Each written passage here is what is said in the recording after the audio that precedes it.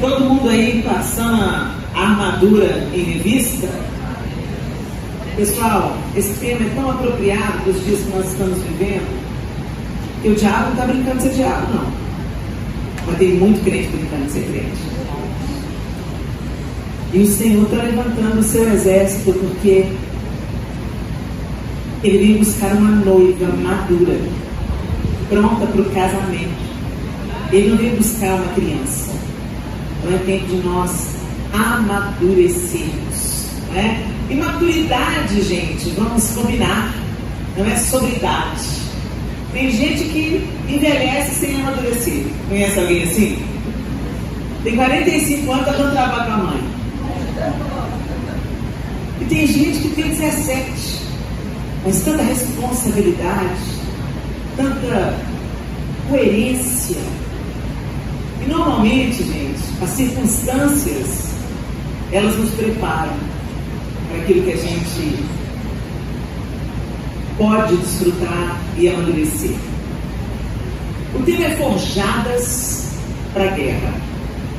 Então eu fui lá no dicionário para saber o significado de forjado. O que é forjado? Segundo o dicionário, a forja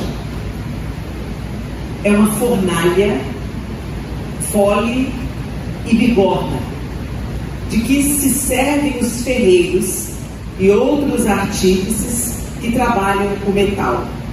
Oficina onde esses ferreiros e artífices trabalham ferro ou outro metal pela ação do calor, utilizando instrumentos como a bigorna e o martelo. Você lembra aí pelos desenhos animados o que é a bigorna? Bigorna é aquele metal pesadão assim, reto, e o martelo, você já sabe o que é, só que o martelo do ferreiro, ele é um pouco mais robusto do que esse martelo que a gente prega o prego na parede. E a fornalha por quê? Porque o processo é, o metal é levado no fogo, até ele ficar incandescente. Por que incandescente? Porque vai ficar maleável, porque o metal é rígido, aí ele fica maleável. Aí o ferreiro tira do fogo, põe na bigorna e vem com o martelo. Para forjar uma espada, uma faca, uma arma. E aí ele olha, parece que está pronto o trabalho. Ele testa. Se o corte ainda não está bom, o que ele faz? Ele volta para o fogo. Incandescente. Vem para a bigorna. Tira da bigorna e vai na água. Olha se está bom de corte. E esse é o processo do Senhor conosco.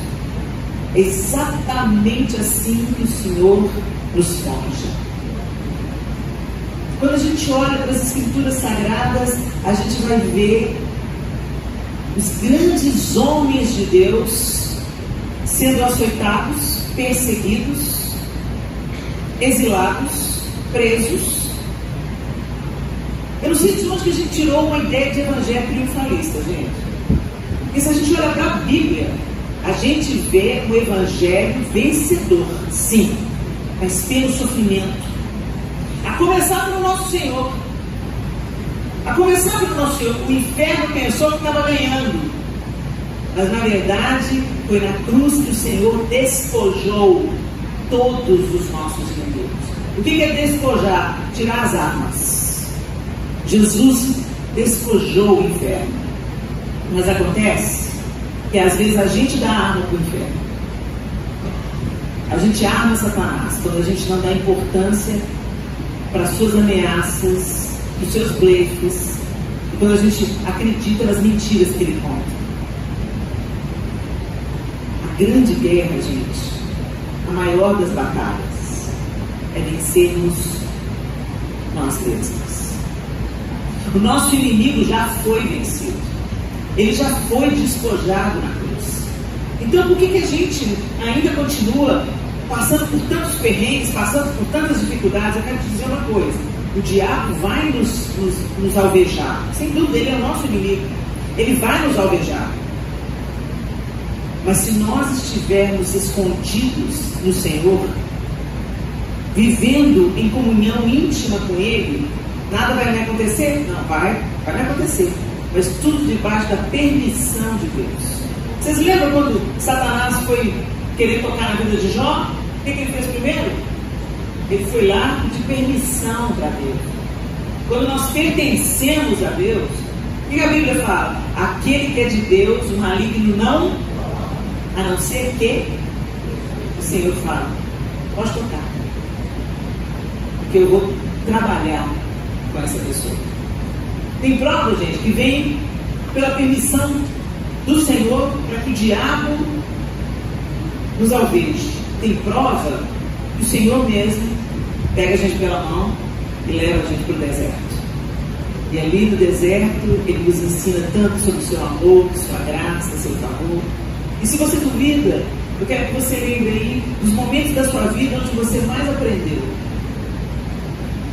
as maiores lições da sua vida, as maiores vitórias que você experimentou, o maior alívio que você recebeu foi depois de uma grande batalha, depois de uma grande luta, depois de um grande sofrimento.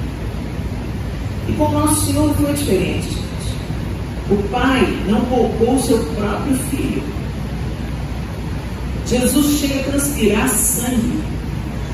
O topo da angústia que o ser humano pode fazer, os médicos dizem que para um ser humano transpirar sangue, ele já alcançou um nível máximo de angústia. E os vasos sanguíneos começam a se romper e misturam com o suor e vem para fora. Isso é um evento raríssimo e que demonstra um intenso estado de dor, de angústia e de sofrimento. Nosso mestre sendo esmagado no Getsemane e o azeite saindo da vida dele para a nossa redenção. Jesus é o nosso parâmetro, gente. É bonito a gente cantar o nosso general é Cristo, mas Ele é mesmo. Ele é o nosso general.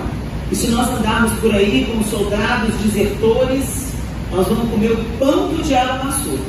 Mas se a gente estiver debaixo da direção do nosso comandante, ele não prometeu que nós não teríamos os nossos estilhaços de guerra. Ele não prometeu que você não ia perder um braço, uma perna. Ele não prometeu. Ele falou, vocês terão aflições, mas tem de bom ânimo. Você já sabe o fim da história. Você já sabe o fim da história? Amém, gente? Amém. Parece que você sabe o fim da história, não. Muito bem. Abra sua Bíblia comigo em Efésios, capítulo 6, do verso 10 em diante. Efésios 6, a partir do verso 10. A minha Bíblia é da linguagem NVI, a nova versão. E diz assim a partir do verso 10. Finalmente, sejam fortalecidos no Senhor e na força do seu poder. Vistam-se de toda a armadura de Deus, para poderem ficar firmes contra as ciladas do diabo. Pois a nossa luta não é contra sangue e carne, mas contra os poderes e as autoridades, contra os dominadores deste mundo de trevas e contra as forças espirituais do mal nas regiões celestiais. Por isso, vistam-se de toda a armadura de Deus para que possam resistir no dia mau e permanecer inabaláveis depois de terem feito tudo. Assim, permaneçam firmes, cingindo-se com o cinto da verdade, vestindo-se com a couraça da justiça e tendo os pés calçados com a prontidão do Evangelho da paz. Além disso, usem o escudo da fé com o qual vocês poderão apagar todas as setas inflamadas do maligno. Usem o capacete da salvação e a espada do Espírito, que é a palavra de Deus. Orem no Espírito em todas as ocasiões, com toda oração e súplica. Tendo isso em mente, estejam atentos e perseverem na oração por todos os santos. Olha o que o apóstolo Paulo está dizendo para a igreja em Éfeso. Éfeso era uma cidade mergulhada na idolatria, na feitiçaria e na prostituição. Éfeso era uma cidade pervertida. E o apóstolo Paulo chega em Éfeso para levar a mensagem do Evangelho. E ali em Éfeso, que era uma grande cidade, era uma das maiores cidades da Ásia Menor na antiguidade, e recebia, além dos moradores que Éfeso tinha, recebia muitas caravanas de fora, muitos visitantes, porque era uma cidade portuária e, além de tudo, tinha o templo à deusa Diana. Então era um centro de idolatria, um foco de idolatria e de feitiçaria. Tinha muitos feiticeiros na cidade. Quando o apóstolo Paulo chega lá em Éfeso, tinha 12 rapazes, 12 moços, a Bíblia diz 12 moços, tementes a Deus. E aí Paulo começa a ensinar aqueles moços a verdade do Evangelho de Cristo. E eles varreram a cidade de Éfeso. Moral da história: aquelas 13 pessoas estudando a história do tirano, tomando conhecimento de quem Jesus era, da obra que foi feita na cruz, qual que era o propósito da redenção, eles começaram a espalhar notícias, boas novas do Evangelho, que as pessoas não precisavam mais viver aquele tipo de vida, nem na prostituição, nem na idolatria, muito menos na feitiçaria. E o que começou a acontecer, gente? Deus começou a fazer uma grande obra na cidade de Éfeso, através daqueles primeiros jovens convertidos ali. Resultado, o apóstolo Paulo virou uma pessoa não grata. Por quê? Porque o povo começou a converter e não comprava mais as estatuetas de Diana. O mercado local começou a ter prejuízo. E aí eles começaram a atacar o apóstolo Paulo, porque a grana parou de entrar. E se deixou no bolso do povo, mexeu com tudo. Os feiticeiros vinham em praça pública e julgavam os seus livros para serem queimados, e eles confessavam o seu pecado publicamente. Só o Espírito Santo faz isso. Mas faz isso através de um exército posicionado. E o fato é que assim nasceu a igreja em Éfeso. Que coisa linda! E como a igreja em Éfeso floresceu. A partir de Éfeso, as outras igrejas foram sendo fundadas. Então você lembra lá das 7 igrejas do Apocalipse? Esmirna, Pérgamo, Tiatira, Filadélfia. Vocês lembram dessas igrejas? Elas foram fundadas a partir de Éfeso. Olha como é que Deus é estratégico. E aí agora o apóstolo Paulo, que já tinha feito um grande trabalho em Éfeso, e agora lá já tinha uma igreja formada, pronta, sólida, trabalhando, servindo, avançando, ele manda para essa igreja essa carta. E nesse trecho da carta ele diz: finalmente sejam fortalecidos no Senhor e na força do seu poder. Gente, nós temos que buscar fortalecimento em tantas coisas. Mas tanta gente está doente. Dentro da igreja, não estou falando de gente que não conhece Jesus, não. Dentro da igreja, quadros depressivos, ansiedade, burnout, pânico, terror noturno. Tanta gente adoentada dentro da igreja. Isso para a gente é um sinal. Por que essas doenças, que são legítimas, que são verdadeiras, estão achando oportunidade no meio do povo de Deus? Às vezes você pensa que Satanás vai se levantar como um perseguidor que vai te encerrar numa prisão, mas muitas vezes ele só te distrai. Ou ele só te enche de notícia. Você fica sabendo de tudo e a sua cabeça fica cheia de porcaria. Você não tem tempo para ler a Bíblia, mas você está em dia com todos os assuntos que estão rolando lá fora. Você está em dia com a última fofoca gospel, você está em dia com o último artista que separou, você está em dia com a última notícia da política, você está em dia com todas as questões estressantes, angustiantes que nós estamos vivendo no nosso tempo. De vez em quando chegam as notícias em mim, como chegou essa semana, e eu choro, E eu sou tomada pela ira. Senhor, tem misericórdia, eu não acredito que isso está acontecendo. Mas a minha ira não produz a justiça de Deus. Então eu tenho que ir para Ele com os meus fardos e deixar os meus fardos aos pés dele e pegar o dele. Porque Ele falou que o dele é leve. Como é que a gente vai lutar uma batalha com as mãos ocupadas, com a cabeça ocupada, com tantas coisas nos distraindo? O apóstolo Paulo está falando para a igreja em Éfeso, está falando para a gente hoje: sejam fortalecidas no Senhor. No Senhor, não é em outro lugar, gente. Quando Jesus encontra uma mulher em Samaria e fala assim: quem beber da água desse poço tornará a ter sede. Poço é aquilo que o homem constrói, fonte é aquilo que Deus constrói. Mas quem beber da água que eu lhe der, não é da água da religião, não é da água da comunidade de fé, do relacionamento íntimo e pessoal. Quem beber da água que eu lhe der, nunca mais terá sede. Sede de quê? Desse tanto de coisa que a gente tem sede. A gente tem sede de aprovação, a gente tem sede de status, a gente tem sede financeira, a gente tem sede materialista, a gente quer ter caprichos da gente satisfeitos, a gente tem sonhos materiais, e não tem nada de errado de ter sonhos materiais, não, gente. Só que isso é secundário. Não vai dentro do caixão a sua casa, o seu carro, o seu título, o seu diploma, não vai nada dentro do seu caixão.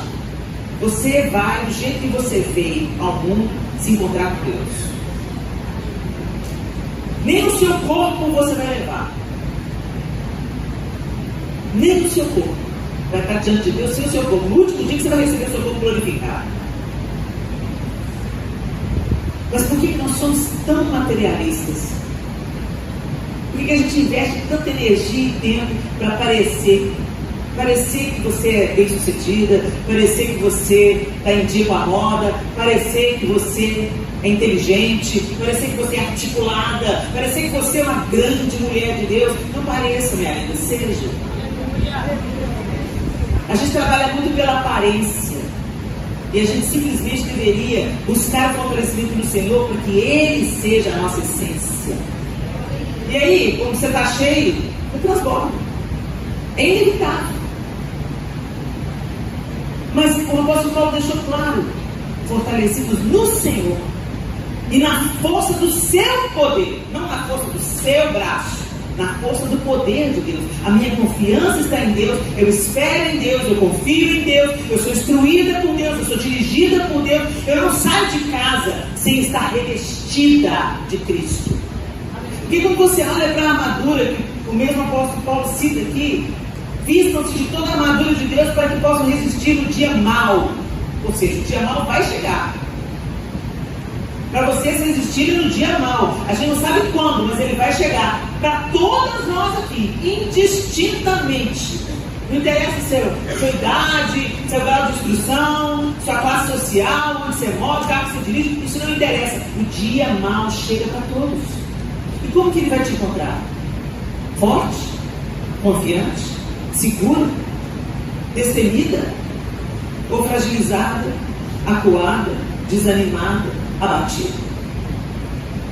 Isso vai depender, minha linda, de onde você está tirando a sua força. Minha força vem de um Deus que faz milagres. Minha fé está além do impossível. Minha esperança viva está à mesa. Porque a gente olha para as notícias e fala assim: não tem mais jeito, não. Não tem mais jeito, não.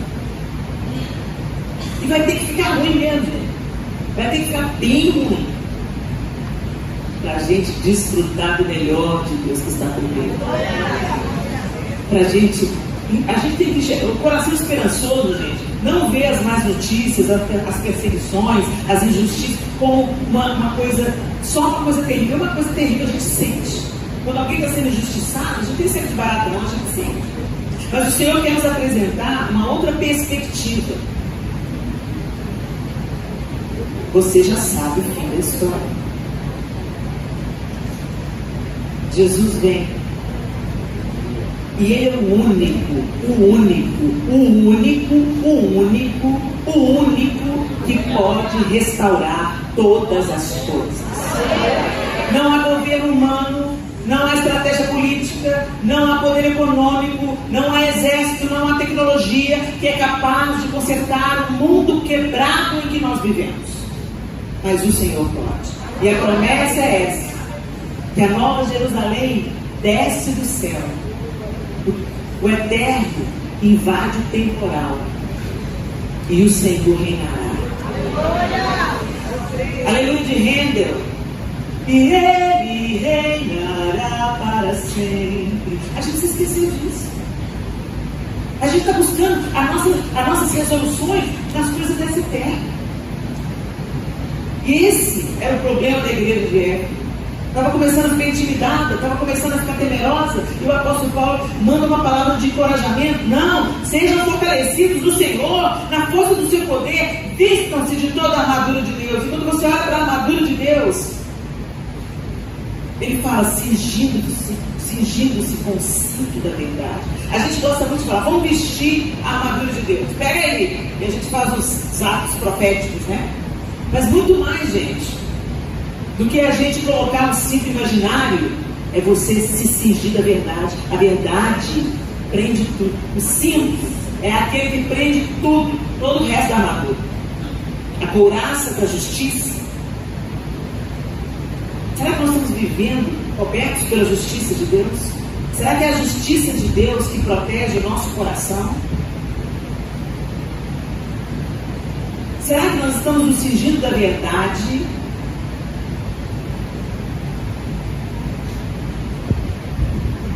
Vestidos-se com a couraça da justiça e tendo os pés calçados com a prontidão do Evangelho da paz? Por onde você anda, você anuncia o Evangelho da paz. Você está em guerra, mas você serve ao príncipe da paz. A mensagem que a gente anuncia é: não se desespere, a gente conhece o fim da história, Deus quer te restaurar, Deus quer te resgatar, vem para cá. Sai da fileira inimiga e vem para cá, porque esse exército aí vai vender. Por onde a gente andar? Pela universidade, pelo bairro, pela nossa família, pela nossa casa, fazendo diferença e anunciando as boas novas do Evangelho. Além disso, usem o escudo da fé, com o qual vocês poderão apagar todas as setas inflamadas do maligno. Uma estratégia do diabo é nos enfraquecer com as mentiras. Quantos pensamentos você tem? Nosso campo de batalha aqui, ó, é diário. Todo dia você é atacada na sua mente. Todo dia você tem um pensamento que não vem do céu para você. Todo dia você pensa alguma coisa do tipo: eu não vou conseguir. Isso não é para mim. Minha casa está perdida, não tem jeito mais. Deus não me ama o suficiente. Deus não vai atender a minha oração. Ele tem coisa mais importante para fazer.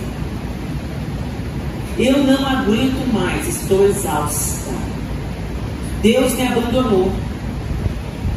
Eu estou tendo uma crise de fé. Não sei mais em que eu acredito. Eu estou tão confusa. Quantos pensamentos passam pela nossa mente todo dia? Você não é boa mãe. Você é uma péssima esposa. O acusador está com a boca dele arreganhada para soprar as mentiras no nosso ouvido todo dia. E se você, minha linda, não tiver com a espada da fé repelindo todos os dardos inflamados do maligno, você vai sucumbir. A fé é a firme confiança naquilo que nós esperamos. Firme confiança. Senhor, eu não estou entendendo nada, não sei porque eu estou passando por isso não, mas eu creio que o Senhor vai fazer com que todas as coisas cooperem conjuntamente para o meu bem, porque eu tenho amado o Senhor de todo o meu coração, de todo o meu entendimento, por toda a minha alma, por todas as minhas forças. Porque essa promessa de Romanos, gente, é para quem ama a Deus. E amar a Deus não é cantar canção de amor, não. Amar a Deus é obedecer. Aquele que tem os meus mandamentos e os obedece. Esse é o que me ama. Então a gente tem que parar de amar a Deus com as nossas palavras e passar a amar a Deus com a nossa vida, com as nossas respostas, com a maneira como a gente vive a vida ordinária, a vida do dia a dia. Sabe por quê, gente? Porque como você vive o dia a dia é como você vive a vida. A vida não é feita dos dias extraordinários. A vida não é feita dos congressos. A vida não é feita do dia do casamento, do dia do nascimento de alguém querido. Esses são os momentos extraordinários. A vida é feita dia a dia, segunda, terça, quarta, quinta, sexta, sábado e domingo. Segunda, terça, quarta, quinta, sexta. Como é que você está vivendo o seu dia? Onde você tem investido o seu tempo? Como você está nutrindo a sua fé? Essa é a nossa batalha. A gente é armado, perigoso, mas não sabe usar arma. Eu não vou ter medo de uma pessoa que está armada, mas não sabe usar uma bazuca, não sabe usar uma granada. Se bobear, ela vai tirar o pino da granada e ela mesmo se explode. Agora, se você está armado e sabe manusear a sua arma, o diabo vai tirar a palavra de você não. O inferno vai tirar a palavra de você não. Ele sabe que vai levar chumbo. E é o chumbo que o diabo leva, não é nosso não. É o Senhor que acerta as contas com ele. Parece um paradoxo quando a gente fala de batalha, de espada, de escudo, como o apóstolo Paulo coloca aqui. Mas na verdade, gente, quando você olha a verdade, quem é a verdade? Quem é a justiça? Sobre quem é o Evangelho da Paz? Nós temos fé em quem? Quem é a nossa salvação? Revistam-se de Cristo. Em outras palavras, é isso que o apóstolo Paulo está falando. Revistam-se de Cristo. Que a vida de Cristo seja vista em você. Gente, quando os demônios olhavam para Jesus e falavam, lá vem o príncipe. Jesus falava para o diabo, lá vem o príncipe desse mundo e ele nada tem. Nada tem nele. Ele estava imando. Com as suas artimanhas, com as suas mentiras, mas ele nada tem em mim. Será que a gente pode falar isso? Lá vem o príncipe desse mundo e ele nada tem em mim. Será que não tem? Será que não tem umas embaixadas do diabo aí não, gente? Sabe o que é embaixada? Embaixada é um pedaço de uma nação estrangeira dentro da nossa nação. Na embaixada dos Estados Unidos aqui no Brasil, quando você vai na embaixada dos Estados Unidos no Brasil, aquele quarteirão, aquela construção onde está instalada a embaixada, ela é território americano, mas está dentro do território brasileiro. Se estoura uma guerra, os americanos podem se refugiar na embaixada dos Estados Unidos. E muita gente na igreja está desenvolvendo embaixadas do diabo. Você foi comprado, você foi redimido, você foi restaurado e o Senhor está querendo ampliar o reino dele através da sua vida. Mas aí o diabo te pega umas coisas, planta em você umas porcariazinhas e isso vira uma embaixada no inferno da sua vida. O Espírito Santo de Deus, minha amiga, quer empoderar eu e você e nos tornar livres das embaixadas do inferno. Para que você possa falar como Jesus, lá vem o príncipe desse mundo e ele não vai encontrar brecha em mim não, porque eu sei quem é incrível, eu sei para quem é incrível.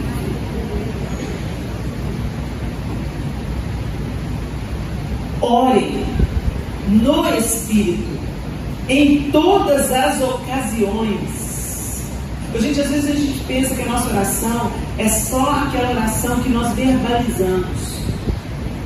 Não.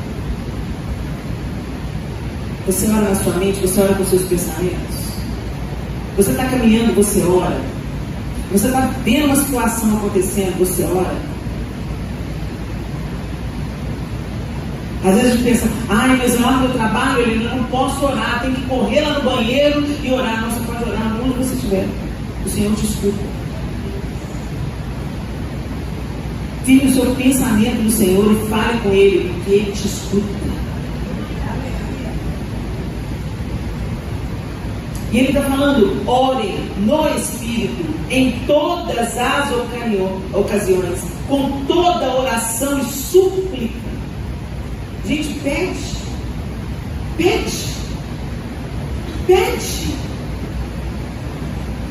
Nós pedimos e não recebemos porque a gente pede mal.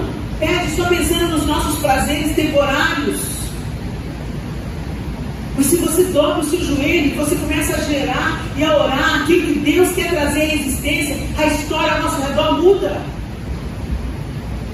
Às vezes o Senhor vai falar assim, ainda não, mas continua orando. Ainda não. Vocês lembram de Daniel? Daniel, o Senhor ouviu a oração de Daniel na primeira vez. Mas o anjo que veio com a resposta teve que encontrar o príncipe da Pérsia no meio do caminho, um demônio, uma potestade, e lutar contra ele. Continue orando. Não é porque você não está vendo o resultado que você vai parar de orar. Só pare de orar se o Senhor falar, chega, estou dizendo não, acabou. Agora, se o Senhor falou, chega, eu estou dizendo não, continua a orar, continua a buscar, em todo o tempo com súplica. O que é súplica, gente? É petição. Oh Deus, em nome de Jesus, Senhor, me fortalece, eu estou me sentindo enfraquecida, minha casa está pesada, meus relacionamentos estão difíceis. Senhor, vem nessa casa, Senhor, reina neste lugar.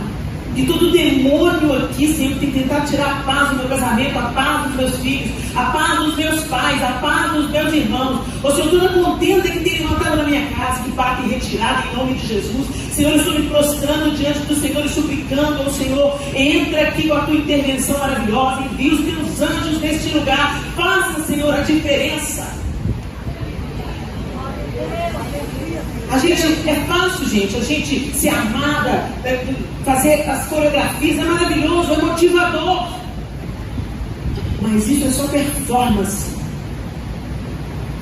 O diabo não tem medo de espadas e escudos, mas ele tem medo quando você dobra o seu joelho e ora.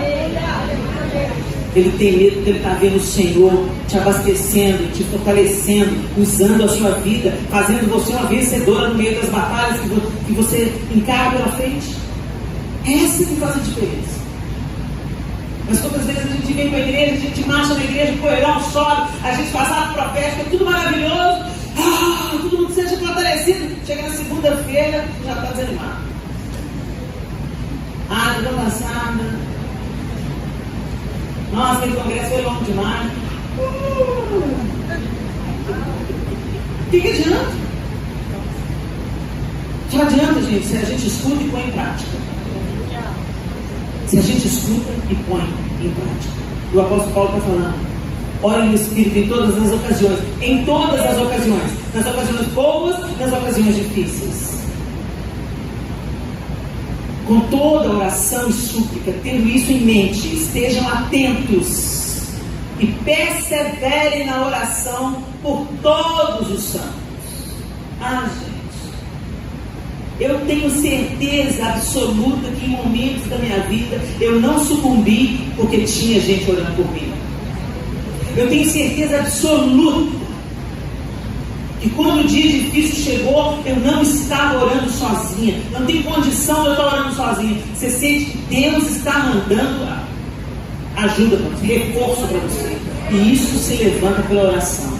Isso tem sido confirmado. Quantas pessoas me encontram por onde eu vou e falam assim, Helena, Deus me levantou para orar por você e pela sua família. Não para não, continua orando, está funcionando.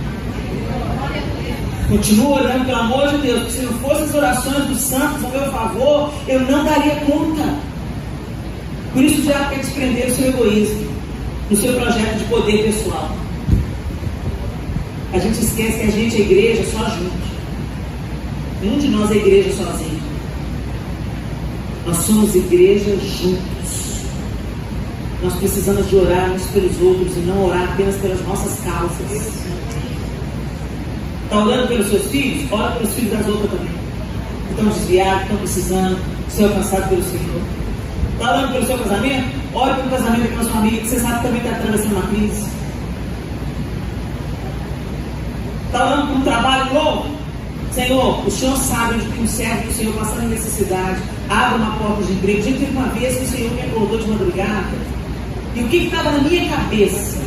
Uma prisão no deserto do Saara. Quando a gente passa do Egito para Israel, a gente segue uma estrada. E no meio da estrada é o deserto. E aí eu vi uma construção enorme e perguntei para o guia: o que é aquilo? Aquela é a prisão. Nossa, mas ela é enorme. Ela é mais enorme para dentro da terra. Ela tem vários andares para baixo. É o mesmo? Quantas pessoas estão presas lá? Ninguém sabe. As pessoas recebem visitas? Não. E eu acordei de madrugada com aquele prédio na cabeça. E o Senhor falou: dobra os seus joelhos e ora por uma situação naquela cadeia. Eu sei o que é? Não sei.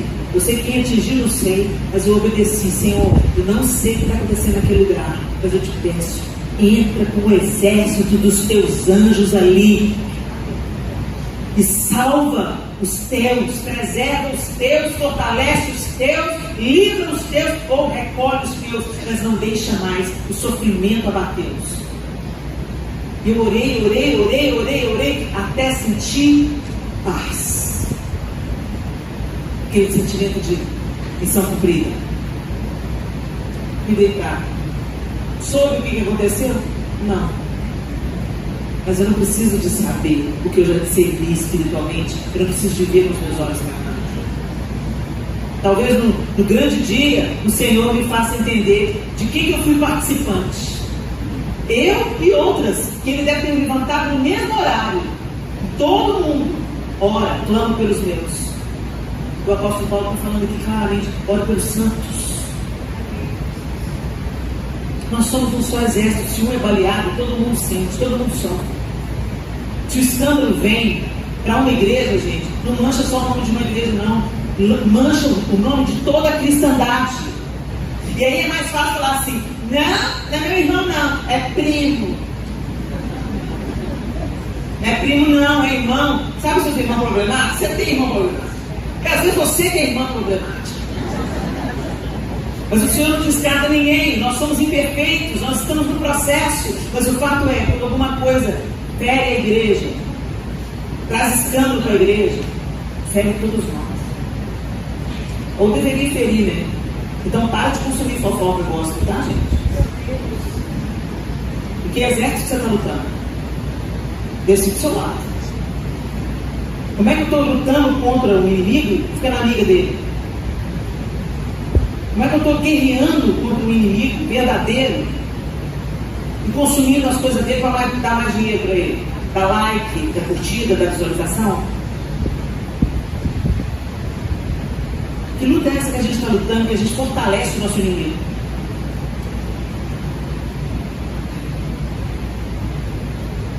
Persevere na oração por todos os santos.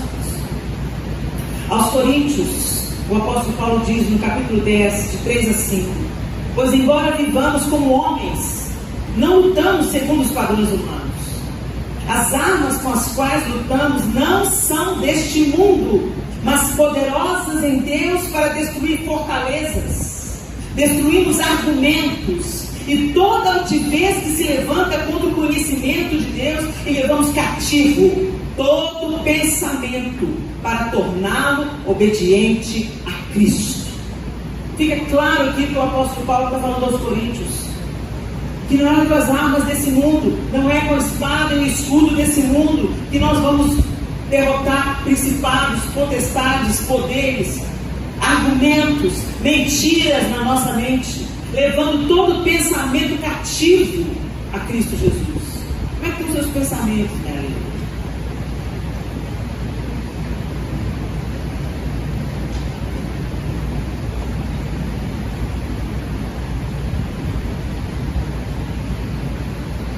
O que você tem pensado?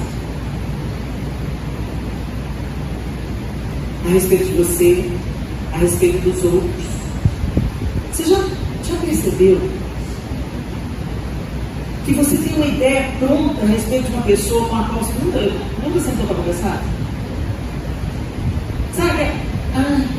Que ranço que eu tenho da pessoa.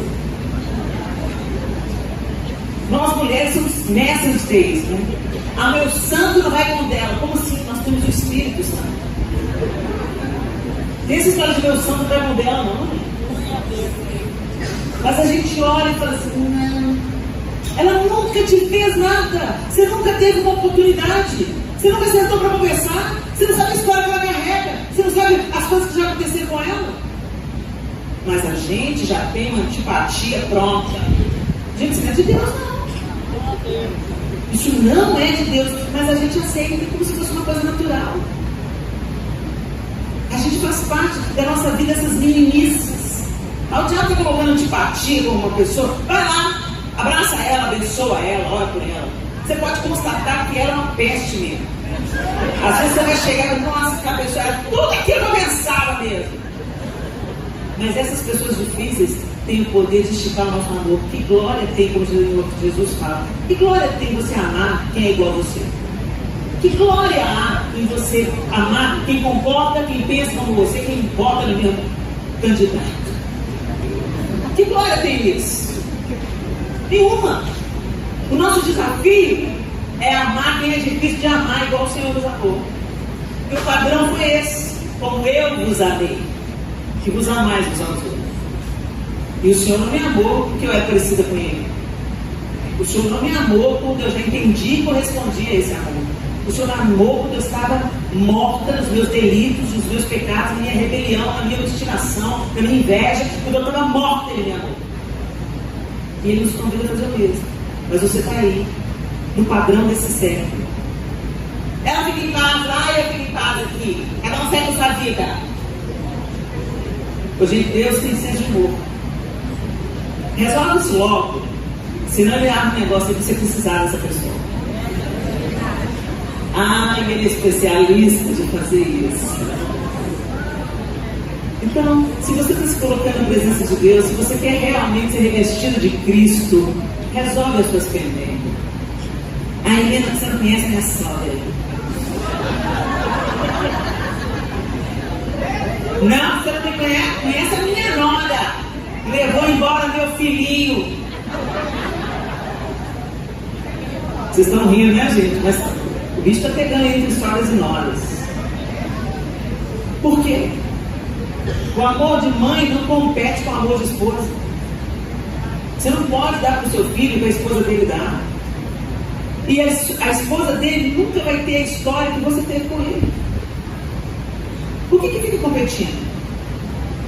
Sogra, sogrinha, querida, sai de cena. Você fez um ótimo trabalho. Você criou o seu filho, preparou o seu filho, entregou o seu filho. Como um dia você pegou o filho de alguém, agora vai entregar. Cuida do filho que você pegou, cuida dele. Meu filho, aquele que eu peguei pra mim já partiu. Então, vai fazer missões. Vai lá, pega a sua nora. Não, aplaude ainda não, Aurinha. A Feliz vai falar, fala Deus! Eu falo você, nora. Abaixa a sua bola de lindona. Que a sua vez vai chegar. Essa mulher que você está em pé de guerra com ela agora, o DNA dela está no cara com quem você dorme. Os seus filhos serão netos dela, com o teu sangue dela. Então, deixa Jesus entrar o que está quebrado. Deixa essa obstinação de lado, essa ciumeira de lado, essa competição de lado. Senta com a sua sogra, leva um papo reto com ela. Se ela está passando os limites para a sogrinha, deixa eu te falar. Te agradeço, você me deu o homem da minha vida. Mas você não deu, ok? Agora é meu território aqui, ó. Ok? Eu quero respeitar o seu território, honrar a senhora, porque a senhora é mãe do meu marido. Eu quero ficar de bem com a mãe do meu marido. Mas minha sogra entende que a Bíblia diz: deixe o homem, pai e mãe, una-se a sua mulher, e sejam os dois uma só carne. Agora eu sou uma carne com o seu marido. E a senhora está me machucando. Se a senhora me machuca, machuca meu marido também. O senhor quer isso comigo.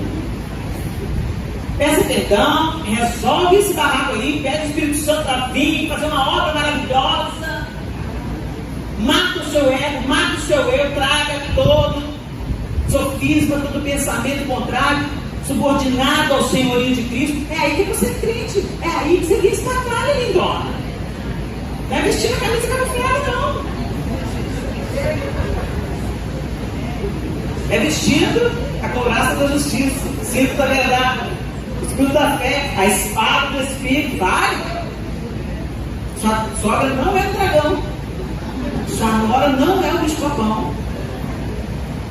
Vocês amam o mesmo homem, facilita a vida desse cara, pelo amor de Deus.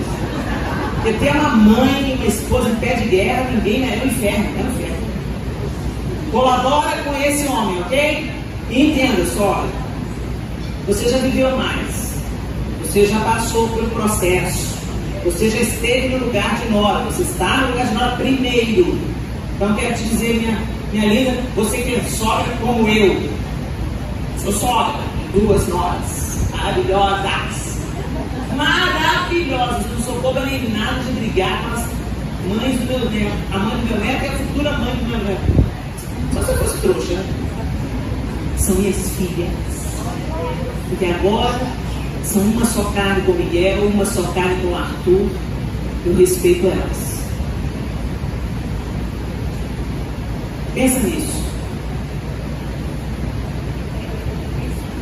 Em Filipenses 4, 9, já estou terminando, gente. Fala assim: portanto, você, meu filho, fortifique-se na graça que há em Cristo Jesus. Gente, o que significa isso? Às vezes, usando o exemplo que eu estava usando aqui agora, Helena, eu não dou conta. Isso aí você já está me pedindo demais. A minha sogra, eu estou achando que ela precisa de um exorcista. A minha nora já me desacatou, já falou coisas terríveis. Como é que eu vou perdoar isso? Fortifique-se na graça que há em Cristo Jesus. Sabe o que é graça, gente? Que a gente recebeu sem merecer. Favor que nós não merecemos. Você peca, e pede perdão para Deus e Ele perdoa. E Ele provê. E Ele sara a ferida. E Ele derrama o bálsamo. E Ele dá livramento. E Ele inclina os ouvidos da sua oração. O que você merece? O que eu mereço? Graça. Fortifique-se na graça. O que a mulher está do seu lado falando? Fortifique-se na graça. E finalmente aos Gálatas, ele diz, o mesmo apóstolo Paulo: por isso digo, vivam pelo Espírito, e de modo nenhum satisfarão os desejos da carne. Gente, quando a gente pensa em desejo da carne, a gente já pensa na lascívia, na prostituição, nas questões relacionadas ao sexo. Não, gente. Desejo da carne é você querer dar uma voadora na nora. Desejo da carne é você falar mal da sogra. Desejo da carne é tudo que você... A sua razão está na frente, a sua vontade está na frente, o que você acha, a minha opinião está na frente. Vontade da carne. Vontade da carne. Qual que é a vontade de Deus para a sua vida?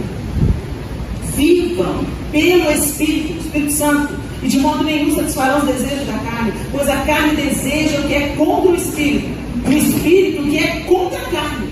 Eles estão em conflito um com o outro, de modo que vocês não fazem o bem que desejam. Olha isso. Por isso que eu comecei essa palavra dizendo para você: a nossa principal luta é com a gente mesmo. Nós precisamos de nos aperfeiçoar, nos fortalecer no Senhor, nos fortalecer na graça de Jesus, para curar os nossos relacionamentos, para nos tornar atentas ao que Deus quer fazer, a não viver só para nós mesmos, só pelos projetos pessoais, mas entender qual é o nosso lugar no reino de Deus. Deus quer fazer de você uma bênção na sua casa, no seu bairro, no seu trabalho, onde você andar, um agente de transformação, um agente de milagre. Essa é a nossa batalha. E nós vencemos com armas espirituais, não com armas carnais. Tudo que foi ilustrado, usando os mesmos exemplos do apóstolo Paulo, tudo que foi feito aqui foi uma representação do que acontece no mundo espiritual. E é isso que o apóstolo Paulo ensinou, falando da armadura de Deus. E nós representamos aqui com roupas camufladas, com escudos e espadas. Isso é maravilhoso, é lúdico, é lindo. Traz pra gente essa memória visual que fortalece o ensino. Mas eu quero te dizer, a sua luta é de joelhos. A sua luta muitas vezes é calando a boca. A sua luta muitas vezes é ceder uma vez. A sua luta muitas vezes é dando a túnica e também a capa. É andando a segunda milha. É perdoando quem não te pediu perdão. Aí você vai ser perdida pelo inferno. Lá vem lá aquela santa. Lá vem lá aquela que é parecida com aquele lá de cima. Olha quem que acordou? Aquela perturbadora do inferno. Aquela saqueadora do inferno. Quem que acordou? Quem que acordou de novo? O Eterno está dando vida para ela. Ela é a cópia de Jesus. Por onde ela vai, ela estende o reino. É isso que o Senhor está fazendo em nós, queridos. E Ele tem todo o poder para fazer. E Ele só não vai fazer se você impedir.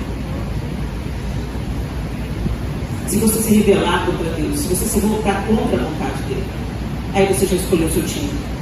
Então vamos parar de ser crente, de brincar de ser crente. Vamos ser filhas, agir como filhas. Eu vou te dizer, a roupa de princesa vai ser para aquele grande dia, porque hoje as princesas vão ter Cristo amador. Para terminar, eu queria contar uma história para vocês. Não é minha, é do Max Lucado. Algo que me atingiu num momento da minha vida, que fez toda a diferença na minha vida. Voltando à história da bigorna. Na loja de um ferreiro existem 3 tipos de ferramentas. Na pilha de lixo existem ferramentas ultrapassadas, quebradas, sem corte, enferrujadas. Elas são colocadas num canto, cobertas por teias de aranha, sem uso para o seu mestre, e suas utilidades são esquecidas. Na bigorna existem ferramentas derretidas, fundidas, moldáveis, alteráveis. Elas ficam na bigorna, sendo modeladas pelo seu mestre, aceitando o seu desígnio. Existem ferramentas de muita utilidade, afiadas, preparadas, definidas, movíveis. Elas ficam prontas na caixa de ferramentas do ferreiro, disponíveis para seu mestre, cumprindo o seu desígnio. Algumas pessoas ficam sem uso, quebradas, desperdiçando talentos, fogo apagado, sonhos destruídos. Elas são rendidas com os fragmentos de ferro, em desesperada necessidade de reparos, sem noção de propósito. Outras ficam na bigorna, corações abertos, famintos para mudar, ferimentos sendo curados, visões tornando-se claras. Elas dão boas-vindas às dolorosas pancadas do martelo do ferreiro, desejando serem refeitas, suplicando para serem utilizadas. Outras repousam nas mãos do seu mestre, bem sintonizadas, determinadas, polidas, produtivas. Elas respondem de antemão ao seu mestre sem pedir nada, entregando tudo. Todos nós nos encontramos em algum lugar da loja do ferreiro. Ou nós estamos na pilha de fragmentos, ou na bigorna das mãos do mestre, ou na caixa de ferramenta. Alguns de nós nos encontramos nos 3 lugares. Qual é o seu lugar? Onde você está na loja do ferreiro? Somos flechas, somos espadas, somos ferramentas nas mãos do Senhor. Mas em qual lugar você está para ser forjada? Talvez você está na pilha de instrumentos esquecidos, quebrada, sem corte, enferrujada, falando: meu tempo já passou, eu estou velha para isso. Não, meu ministério já cumpri.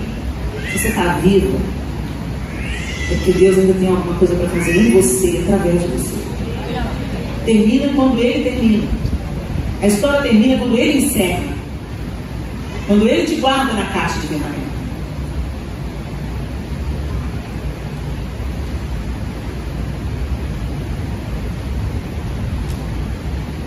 Talvez você esteja na bigorna. Ai, que fase difícil. Já foi no fogo, esquentou, está derretida, mas está moldável.